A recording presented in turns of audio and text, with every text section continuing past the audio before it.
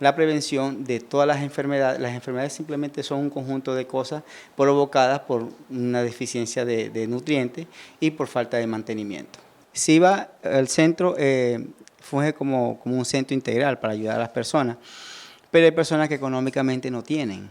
Entonces ahí es donde entra la fundación para ayudar. ¿En qué sentido? Nosotros ya pasamos a ser voluntarios para ayudar a las personas que tengan algún problema, que no tengan cómo pagar.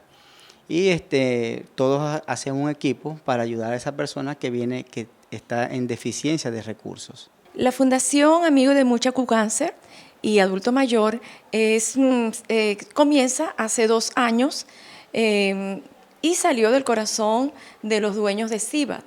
Ellos idearon en vista de la preocupación que había por la salud, por tantas personas enfermas, los niños con cáncer también y otras enfermedades.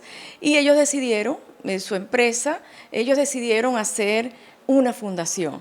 Ellos la fundan, estuvo como dormida por las tantas ocupaciones porque concomitantemente también estaba creciendo SIVA y no tenían el personal apropiado, las cantidades de personas para poder ayudar.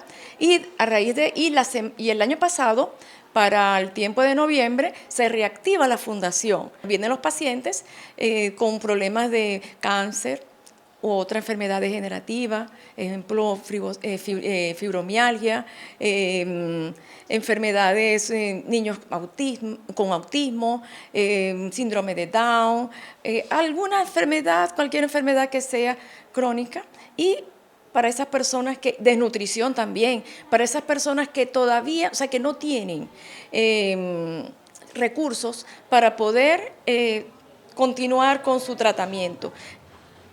Le explico.